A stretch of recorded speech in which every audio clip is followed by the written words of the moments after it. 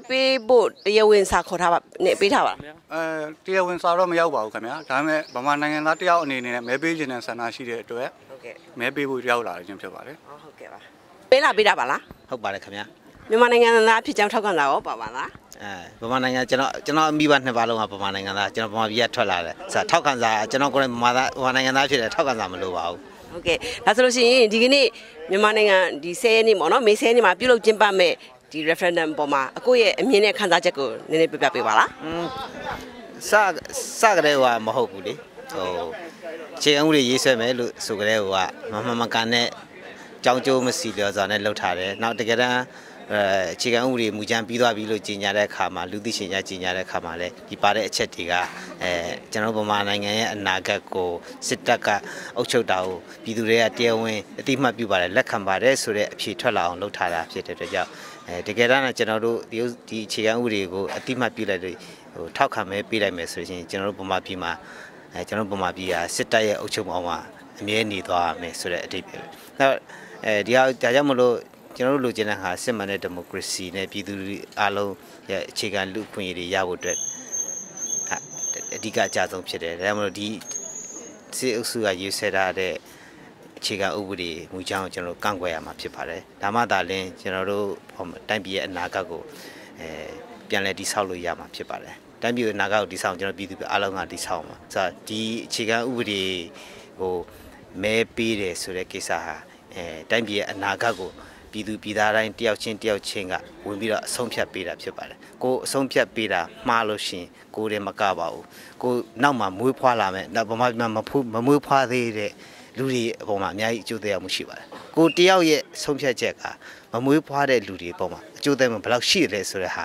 ဗမာပြည်သူပြည်သားတိုင်းနားလည်ဖို့လိုအပ်တယ်သိထားဖို့လည်းလိုအပ်တယ်လို့ကျွန်တော်ယူဆပါတယ်ဟုတ်ကဲ့ဒီကနေ့ကျင်းပပြုလုပ်တဲ့ဒီ referendum ဟာဘောနော်ဒီနိုင်ငံသားတွေမှာလည်းအခုမဲပေးဖို့တွေခေါ်နေဒါ fair and square ဖြစ်တယ်လို့ထင်ပါသလားဘယ်လို့မှပြောလို့မရပါဘူးခင်ဗျမဲစင်းကိုဒီနီရေကဒီမဲဆန္ဒပေးဖို့အတွက်နီးဥပဒေကိုသူတို့ထုတ်ပြန်ကြေညာတဲ့ကူကလှုပ်ထုံးလုပ်နည်းတွေနောက်အဲ့ဒါတွေကအလုံးကလွတ်လပ်ပြီးတော့တရားမျှတတဲ့မဲဆန္ဒပေးတဲ့အနေအထားမျိုးဖြစ်အောင်လုပ်ထားတာမရှိပါဘူးနောက်တစ်ချက်မဲဆန္ဒပေးပြီးတဲ့ခါမှာမဲဆန္ဒထွက်ပေါ်လာတဲ့ရလဒ်ကိုထုတ်ပြန်ကြေညာတဲ့ပုံစံကအရေးကြီးဆုံးပဲဖြစ်ပါတယ်အဲ့ဒါကမဲပေးတဲ့နေရာတွေမှာထုတ်ပြန်ကြေညာတာမရှိဘူးနောက်မြို့နယ်အဆင့်မှာလည်းထုတ်ပြန်ကြေညာတာလည်းမရှိဘူးတိုင်းအဆင့်မှာဖြစ်နောက်ဆုံးမှာဗဟိုကော်မရှင်ကသာထုတ်ပြန်ကြေညာမယ်ဖြစ်တဲ့ကြောင့်ဒီမဲပေးပြီးတဲ့အချိန်ဆက်ပြီးနောက်ဆုံးထုတ်ပြန်ကြေညာတဲ့အချိန်အထိကြားထဲမှာအမျိုးမျိုးသောဒီရက်လက်တွေဖြစ်အောင်လုပ်ယူလို့ရတယ်ဆိုတော့ဒါကဘလို့မှဟိုတရားမျှတတဲ့အဖြေတစ်ခုထွက်လာမှာမဟုတ်ဘူးဆိုတာကျွန်တော်ယုံကြည်ထားပါတယ်ခင်ဗျဒီတရားမျှတမှုမရှိဘဲနဲ့ထွက်လာမဲ့ result ကိုဒီပြည်သားတွေရောကဘာနဲ့အဝမ်းလက်ခံကြမလားလက်ခံနေဆိုရင်ရောကျမတို့ဘယ်လိုများပြန်ပြီးတော့ဒီလက်ခံမှုကိုတုံ့ပြန်လို့ရမယ်ဘယ်လိုမှလက်ခံလို့မရပါဘူးခင်ဗ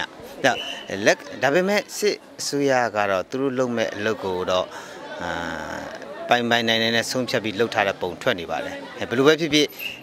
်လူအများစုရဲ့သဘောဆန္ဒကအမှန်ကဒီအခြေခံဥပဒေကိုလုံးဝလက်မခံဘူးဆိုတဲ့ဟာပဲဆိုတော့အဲ့ဒါကို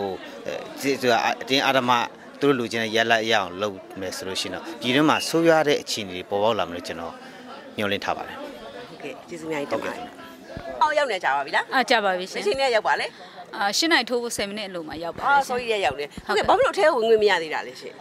်သူတို့ကအခုအထဲမှာအရာရှိခဏတော်မေးမှာမဟုတ်လို့ခဏစောက်ပေးပါဆိုပြီးတော့ဟုတ်ကဲ့စောက်နေပါတယ်အမမဲပေးခွင့်ရတဲ့အထိဒီနာကနေပြီးတော့တန်းစီပြီးစောက်နေမယ်ပေါ့နော်မရမချင်းမပြန်ပါဘူးရှင်ပြန်ပါဘူးနော်ဟုတ်ကဲ့ကျေးဇူးတင်ပါတယ်အခုလိုစနေတရတန်းစီပြီးစောက်နေတဲ့အတွက်ဟုတ်ကဲ့ကျေးဇူးအကိုရောဘယ်ချိန်နဲ့ရောက်နေပါလဲကျွန်တော်လည်း၈နာရီမထိုးခင်ကတည်းကရောက်ပါတယ်ခင်ဗျာဟောဒါဆိုအကိုကနိုင်ငံသားကတ်တွေပါတောင်ပါလာတာပဲသူတို့အထောက်ထားအပြည့်အစုံပြပေးချင်တော့ပါနိုင်ငံသားဖြစ်တယ်နိုင်ငံသားစစ်စီရေးကတ်ပြားနဲ့ဒါ passport ပေါ့နော်ဟုတ်ကဲ့တွေ့ထားပါတယ် passport နဲ့ဒါဆိုရင်ဒါမြန်မာနိုင်ငံသားစစ်စစ်ဆိုတာကိုဒါတက်တည်ထောက်ထားတစ်ခုပါလာတာပေါ့နော်ဟုတ်ကဲ့ခင်ဗျအဲ့တော့မဲပေးဖို့အတွက်စောင့်နေတာဆိုတော့ဘာဖြစ်လို့အခုတည်းဝင်မရသေးတာလဲကိုသူတို့ကခုနတော့အကြောင်းပြန်ကြားမယ်လို့ပြောပြီးတော့ပြန်ဝင်တော့အခုတည်းပြန်မလာတော့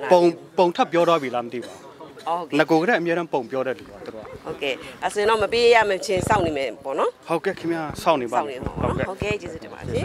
အကိုကရောမဲပေးဖို့လာတာပါလား ဟုတ်ကဲ့ပါ ဘယ်လောက်ကြာပြီလဲရောက်နေတာ 8နာရီလောက်ကလေးရောက် ဟုတ်ကဲ့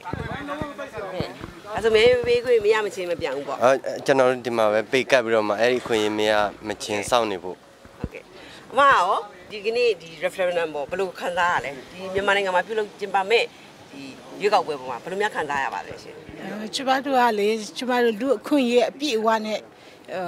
ပေါ့နော်ခံစားနိုင်မဲ့ဒီမိုကရေစီအခွင့်အရေးအတွက်ကျမတို့ကမျှော်လင့်ပါတယ်ဒါကြောင့်ဒီနေ့လည်းမေးဖို့ပေးနိုင်ဖို့ရအတွက်ရှင်းနိုင်ရင်ထူးခင်ကနေရောက်နေပါတယ်ဟုတ်ကဲ့စောင့်နေကြတယ် ဟုတ်ကဲ့ကျေးဇူးတင်ပါတယ်အကိုရောမဲပေးဖို့စောင့် မဲပေးဖို့စောင့်နေတာပါ ဒါလူတိုင်းမသိဘူးနော် ဒါအမတော့မဲပေးဖို့စောင့်နေကြတယ် မဲပေးဖို့စောင့်နေတာမနေ့ဟုတ်ကဲ့8နိုင်ခွဲလောက်တည်းရောက်နေတာပါဟုတ်ကဲ့ မဲပေးခွင့်ရမယ်လို့ထင်ပါသလား ဟုတ်ကဲ့ရမယ်လို့ထင်ပါတယ်မျှော်လင်းပါတယ်ရဖို့လည်းစူးစမ်းနေပါတယ် ဒါပေါ့မြန်မာနိုင်ငံသားစစ်စစ်တယောက် ဟုတ်ပါတယ်မြန်မာလူမျိုးစစ်စစ်တယောက်ပါ passport လည်းပါလား ဟုတ်ကဲ့ကျွန်တော်တို့စာအုပ်ထုတ်ပါပါတယ် ဟုတ်ကဲ့အကိုရောဒါကရင်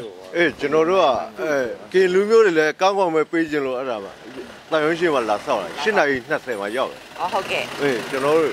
ဒီဗမာစစ်ဆိုရတော်တော်ဒုက္ခပေးတဲ့အစိုးရမို့လို့ကျွန်တော်ကန့်ကွက်ပဲပေးဖို့ပဲလာတာကျွန်တော်ကင်နေဒီ ဘာလို့ထဲကိုဝင်ခွင့်မရသေးတာပါလဲ သူတို့ကတော့သူတို့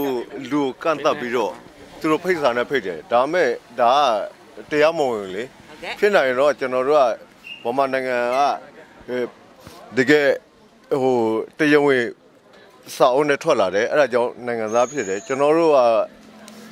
တခုကြဖို့ရမဟုတ်ဘူးအဲ့ဒါကြောင့်ကျွန်တော်တို့မဲပေးခွင့်ရှိအောင်ဆိုပြီးလာပြီးစောင့်နေဖြစ်ပါတယ်ကျေးဇူးတင်ပါတယ် အကိုလည်းမဲပေးဖို့လာဆောင်နေတာပေါ့နော် ဟုတ်ကဲ့ပါမဲပေးဖို့လာဆောင်တာပါ မနေ့တည်းကဆောင်နေတာ ဟုတ်ကဲ့ဗျမနေ့ကလေးပါ မဲပေးခွင့်ရမယ်လို့ညွှန်လင်းပါလား ဟောမြန်မာနိုင်ငံသားတယောက်အနေနဲ့မဲပေးခွင့်ရမှာမျှော်လင့်ပါတယ် ဟုတ်ကဲ့ပါရှင်အကိုရောမဲပေးဖို့ဆောင်နေတာပေါ့နော်ဟုတ်ကဲ့မနေ့တည်းကရှင်းအောင်ရရောက်ပါလေရှင်းနိုင်ဟုတ်ကဲ့ကျေးဇူးတင်ပါပါလား မဲပေးဖို့လာတာပါ သူတို့ကမဲပေးဖို့ခေါ်တဲ့စာများရပါသလား မရခဲ့ပါဘူးခင်ဗျာဟုတ်ကဲ့ခင်ဗျာ ဒါပေမဲ့မြန်မာနိုင်ငံသားတယောက်အနေနဲ့မိမိရဲ့အခွင့်အရေးကိုရနိုင်နေဆိုပြီးလာရောက်မဲပေးခြင်းဖြစ်တာပေါ့နော်ဟုတ်ကဲ့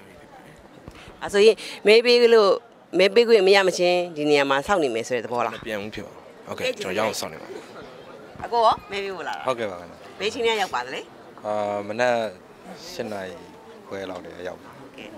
အကိုရောမဲပေးဖို့လာတာပါ ပါတယ်မဲပေးဖို့ပါ ဟိုမဲပေးဖို့ခေါ်တဲ့စာများရပါသလား မရပါဘူး မရပါဘူးမရအောင် ကိုနိုင်ငံအတွက်မဲပေးချင် မဲပေးခြင်းဟိုမြန်မာနိုင်ငံသားဖြစ်ကြောင်းဆိုတဲ့ဒီ passport ပါညာအောင်ပါပါသလား passport တော့ပါပါတယ် နော်ဒါဆိုရင်ဒီကနေ့အခုကျင်းပပြုလုပ်တဲ့ဒီရွေးကောက်ပွဲပေါ့အခုဘယ်လိုများမြင်ပါသလဲဘယ်လိုများခံစားမိပါလဲ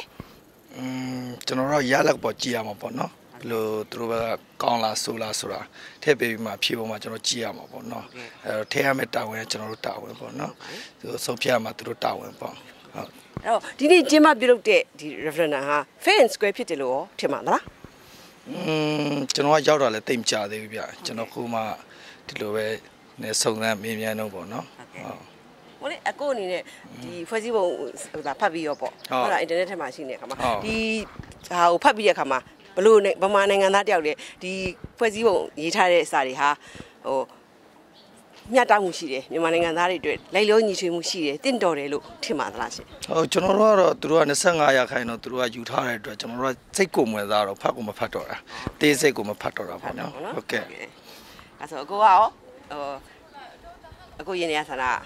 ဟိုတို့ထောက်ခံမှုလားထောက်ခံသလား yes or no no ပေါ့ okay thank you very much